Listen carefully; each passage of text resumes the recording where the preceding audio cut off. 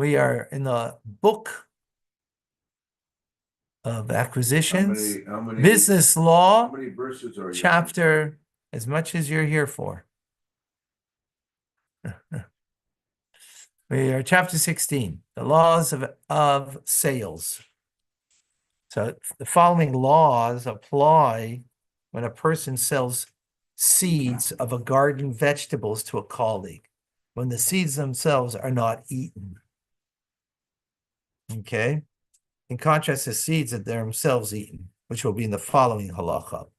If the seeds do not grow, the seller is responsible to reimburse him for the money that he took from him, right? Because he bought the seeds in order that it should grow. For we can assume that he purchased seeds to sow them. That's what we can assume, right? Now that he doesn't have to make explicit stipulation when you go buying seeds that those seeds should, in fact, grow. The above applies, provided the seeds did not grow because of a problem with the seeds themselves. If, however, the reason they did not grow is that the land was smitten with hail or the like, the seller is not responsible for the loss. For perhaps the reason the seeds did not grow is the hail. Similar principles apply in analogous situations. Okay, by contrast, the seller sold seeds to be eaten, like wheat or barley, right? And the purchaser sowed them, and they did not grow. The seller is not responsible to reimburse the purchaser. If he sold them flax seeds, which most people purchase to sow, the seller is not responsible if they are destroyed when they are sown, since there are some who eat these seeds. It becomes interesting. If, however, the purchaser notifies the seller that he is purchasing the seeds with the intent of sowing them, right? The seller is responsible for them because they didn't grow. Same applies to objects that are purchased for medicinal purposes or for dyes. Similar principles apply in analogous situations.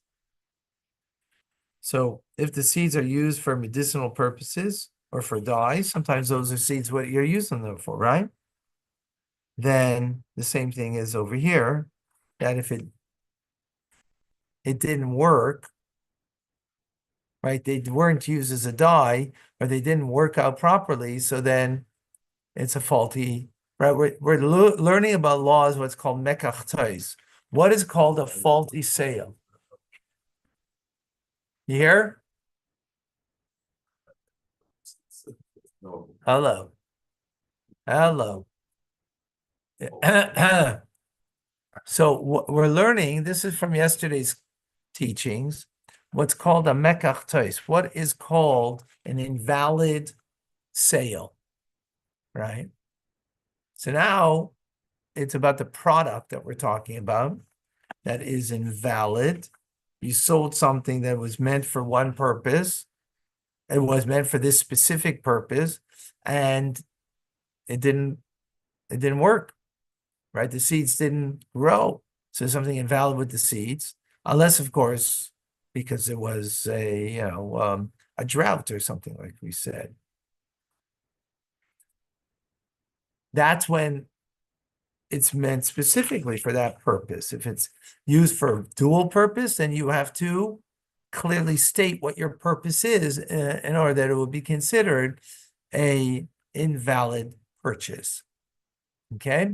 From the above, we can derive the following law. Whenever a person purchases an item from a colleague and informs that he intends to transport it to another city to sell it there, and after he transported it there, a blemish which nullifies the sale was discovered, the seller may not tell the purchaser, right? The seller can't tell the purchaser, bring my article here. Instead, the seller must reimburse the purchaser, and the seller must take the trouble of returning the article to its original place or selling it in the place in which it was transported. Even if the article was lost or stolen after the purchaser notified the seller, it is considered to have been in the seller's domain. Wow. Why? Because the purchaser was very clear and told him, I am buying this product to bring it to, I'm taking it to, from Montreal to New York, and I'm going to sell it there, right? And only when I came to New York, I discovered that there was something wrong with the product, right? So it's not my responsibility now to bring it back to the seller, because the seller knows that that's what I was doing. I was very clear. He has to trouble himself to bring it back because he sold them a faulty product. Seller must pay. The seller, yeah, because he sold them a faulty product, which nullifies, makes null and void the purchase. Even if it was stolen afterwards, right? He's not responsible. Because why is he not responsible? Why is the purchaser not responsible? It's because I'm only watching someone else's article, because the purchase was null and void, means it's not mine anymore. It belongs to the seller who sold it to me.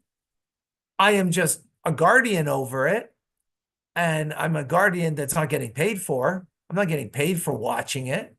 So we know that when a guardian is watching for free, right, as it's called, then that person isn't responsible if it got lost or stolen. He's responsible if he was negligent, right? But lost or stolen is not negligence, right? What if the purchaser, pays for the transportation, picks up the article, pays for the article, pays for the transportation, and then gets to the destination and finds there's a problem with the item? I mean, who pays for the Who's transport? responsible? For the That's transport? No, that's- that's a a good. business question. That's it. Yeah. That's you're right. We didn't. Let's see if Rambam's gonna deal with that. I've been in that He did. He situation. didn't bring it up yet. Maybe let's see. Good question. Excellent question. As we're only talking about the product till now, right? How about everything that goes around the product, like you said, the transport, right? That's if it's null and void. That's a good question.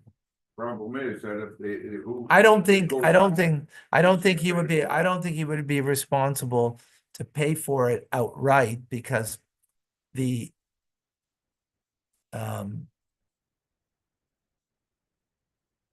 but let's see. Then maybe he'll bring it up. Different laws apply, however. If the purchaser did not tell the seller that he was planning to transport the article to another country and transported it nevertheless. If he then discovered a blemish article, it's considered to be in the domain of the purchaser until he returns it with its blemish to the seller. So if he didn't clearly state to the seller, I am taking this to New York from Montreal, right? Then the purchaser, it's a mekach tais. It's still an invalid purchase, and the seller has to pay him the money that he spent and bought this product, but